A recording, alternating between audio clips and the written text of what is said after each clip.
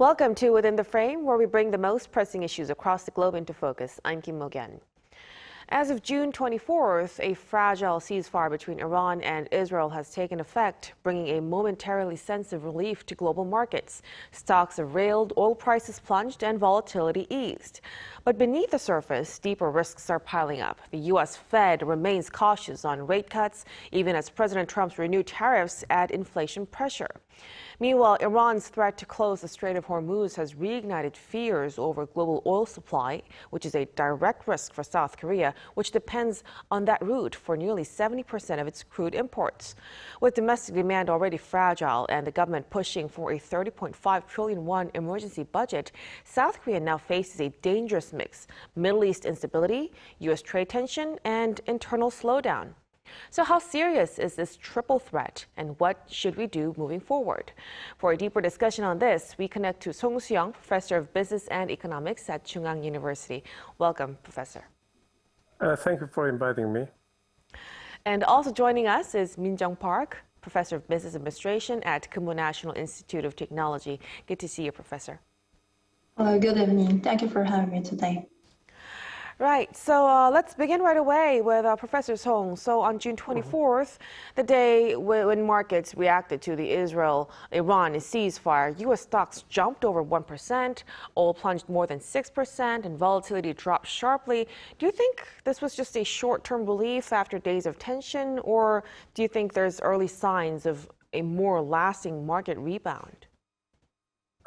First of all, I think this is early signs of a more lasting market rebound and stability in the oil market and the world economy. So it means the significance of Middle East geopolitical issues are not as much influential as it used to be in 1970s. Since 1970s, and actually the significance and the extent, magnitude of the oil price response, because of the geopolitical, some turbulence and the crisis in Middle East has been substantially decreased to. So yesterday, and then we have witnessed the Brent oil future price is usually regarded as some substitute and the index for the magnitude of the oil price crisis, such as the shutdown of the Hormuz Strait. And then it has been increased to $81, and it has been hovering, it settled down $67 or something in the Brent oil price. So this implies that this is just a short response and a short-term transitory response, but the significance of the Middle East geopolitical issue is very, very insignificant, became relatively insignificant. So the likelihood of the Iranian government to shut down the Hormuz is very low.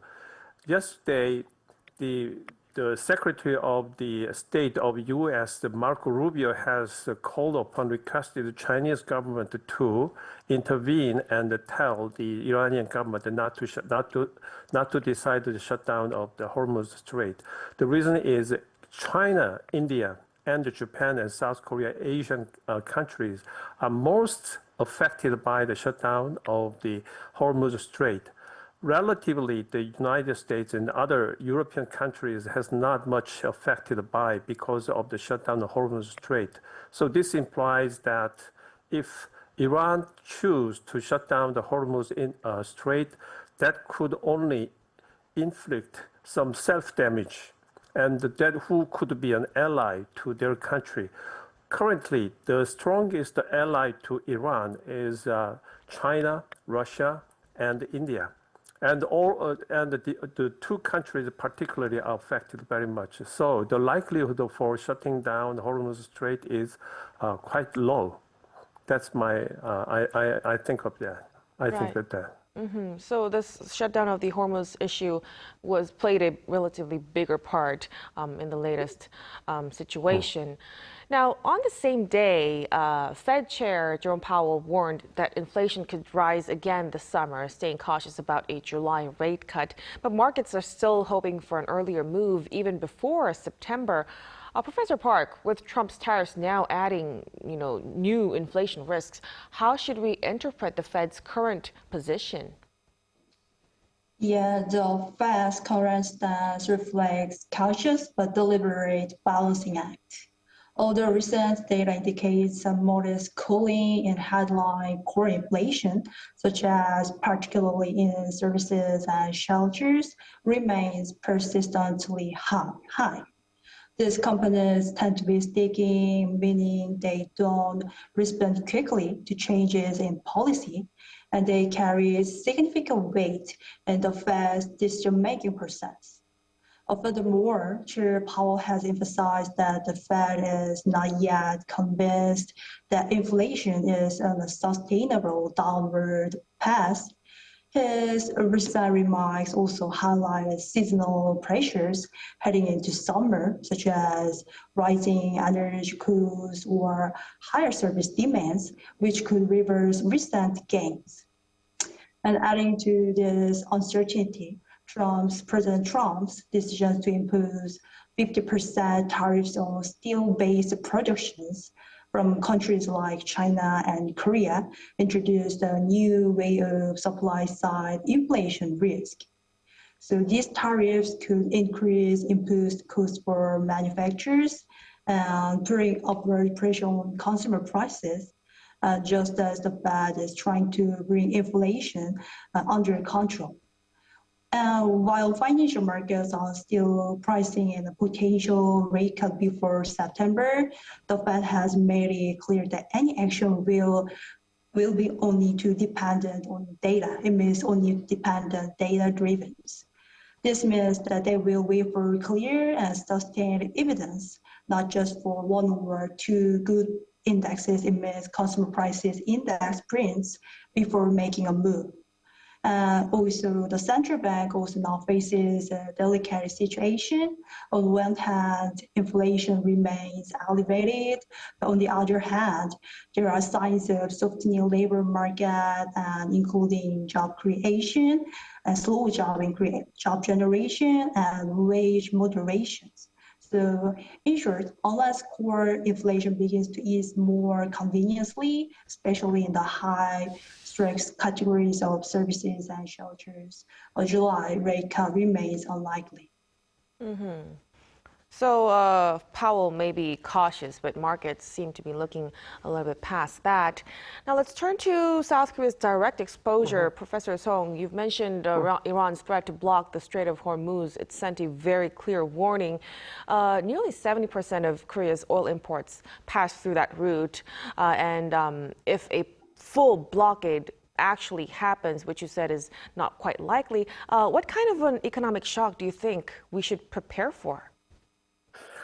Yeah, actually, if even though the likelihood is very low for Iran to shut down the Hormuz Strait, but if they do, and what will happen and what kind of risk is going to be inflicted on the Korean economy is very huge, immense, because through the Hormuz Strait, out of the oil, crude oil and petroleum product that flows through the Strait of Hormuz has been particularly mostly destination is in Asian countries. The largest, of course, is China and India. And then Japan and South Korea has depended much upon, as you mentioned earlier, that more than 70%. And as I calculate in the 2024, the South Korea's imported oil through the Hormuz Strait from the Middle East almost accounted for 73%. And so this means we rely too much on the one-sided in the Middle East countries. When there is a geopolitical risk has been increased in that area, then we are exposed too much. So in the future, I think the newly elected government in South Korea must reduce the dependence on the Middle East oil and rather increase some composer portfolio. So as I look around, I see that recent development of imported oil from Brazil, Algeria, Mexico has been diversified, but The other way around is increase the dependence on possibly in Russia. And that is also, even though it is currently sanctioned by the U.S. imposed sanction against Russia. So that is one way to reduce the dependence on the Middle East import and through the Hormuz, or otherwise, and as long as considering the possibility of a shutdown is very low, then it means that we have been engaged in to reduce the geopolitical risk in the Middle East countries. So it is not directly we are related with some geopolitical issues in Middle East, but still we may help participate and help reduce the risk associated with geopolitical risk in the Middle East. So we could decrease the risk by lessening dependence on Hormuz. Now, there's a lot of risks out there, but the risks are expanding. Oil could spike past $100 and even $130 per barrel if tensions seem to escalate, and that would hit global inflation and market stability, of course. Professor Park, given our weak domestic demand, how resilient do you think is Korea to blow this kind of, external blow? Yeah, if oil prices spike to $100 or even $130 per barrel due to escalating tensions, the global economy will face renewed inflationary pressure, especially through higher transportation and production costs. For Korea, this is particularly concerning because nearly 70% of its crude oil passes through the Strait of Hormuz, and the economy remains heavily dependent on energy imports. At the same time, domestic demand in Korea is already weak, consumer sentiment is subdued, and businesses are hesitant to invest. This limits Korea's ability to absorb external price shocks. In such a scenario, we could see a stagflation-like conditions emerge, rising costs with stagnant growth. So Korea's resilience will depend on maybe the three things. The first is that its capacity to diversify energy sources. Second is the efficiency and effectiveness of government fiscal measures in cushioning vulnerable sectors. And third, the last thing is that the speed at which structural reforms, such as improving energy efficiency, this can be implemented. Without these proactive measures, Korea will remain highly exposed to external energy shocks. What about Professor Song? What do you think South Korea actually needs to do right now, practically and strategically, and what kind of immediate responses should be being seen? You mentioned the triple crisis upcoming period in the coming month, and frankly speaking, I don't think much risk is caused because of the oil price to go up such a $100 barrel or $130 barrel, because Iran becomes very weak because of some war against Israel, and also they have been devastated by the bombing of the U.S. And why I claim that Iran becomes very weak, because inside Iran, actually, they have to restore some unity of the Iranian people, because as you see clearly that several top officials in the defense part in Iran and the armed forces have been assassinated, almost like that could be done with the collaborator inside Iran. So that implies that Iran should be engaged in crackdown of some kind of collaborators and espionage inside. Otherwise, Iran would be most likely to be doomed, because internally it could be implode. It could implode. Therefore, I think for the time being, that Iran has no room to engage the war against and carry out the war against Israel and the U.S. at all. Another aspect is Israel has a limited capacity to continue the war against Iran. The reason is they fall short of the supply of the oil.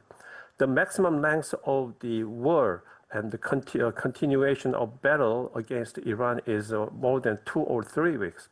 Therefore, I think that is why it is temporary risk.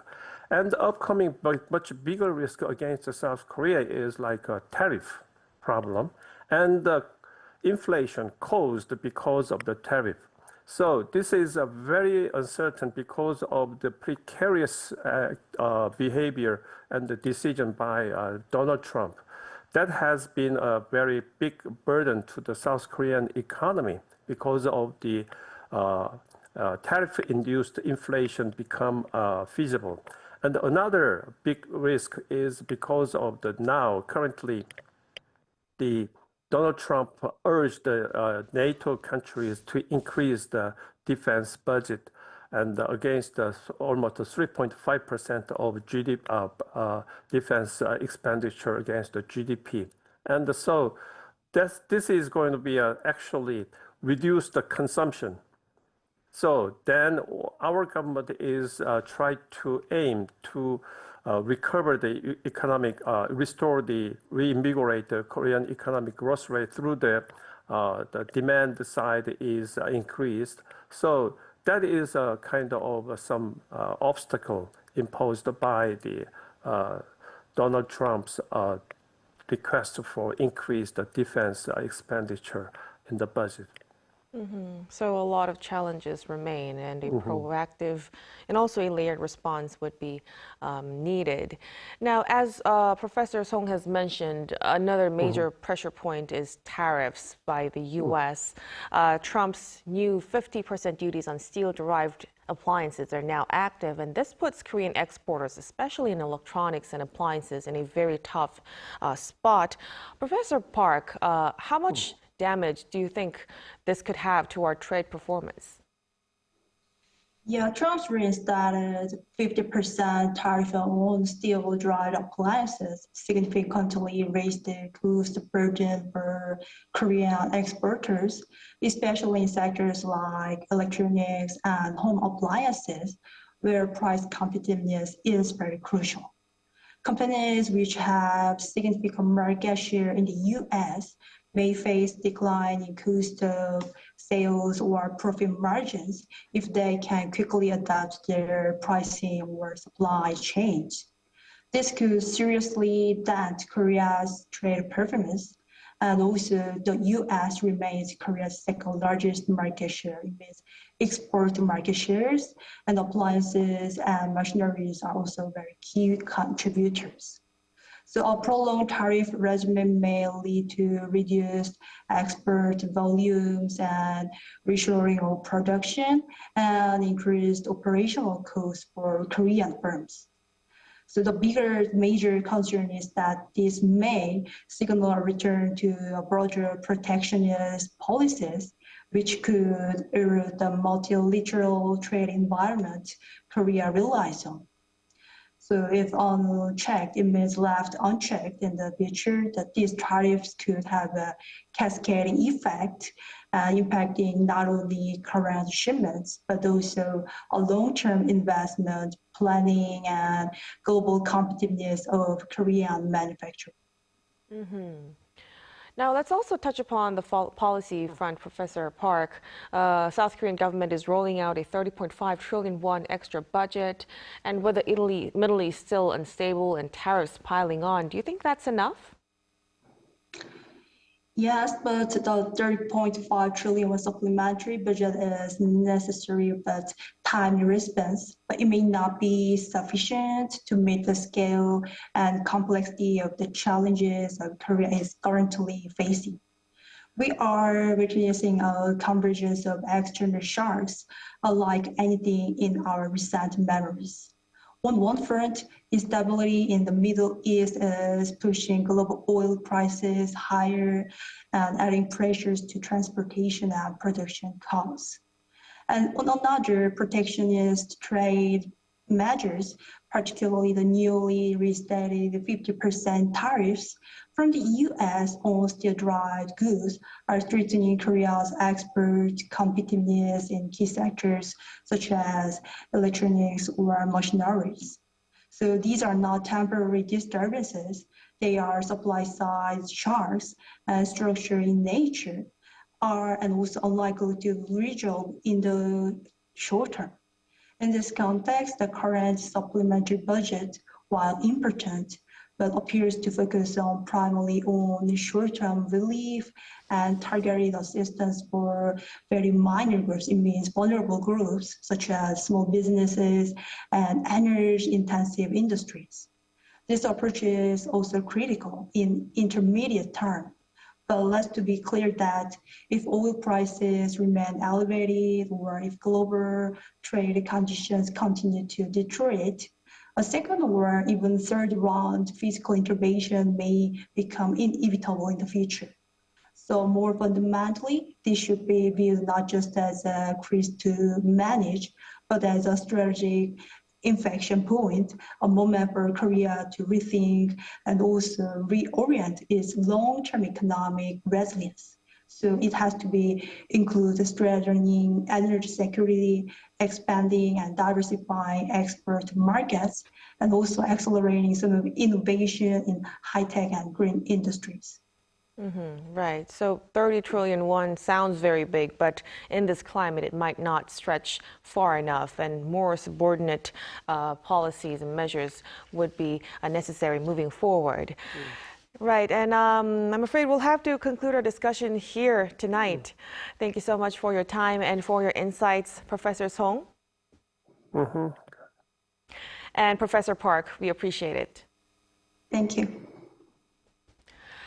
And that'll be all from us on Within the Frame. Be sure to tune in again next time as we continue to explore the stories that matter. Till then, stay informed and engaged.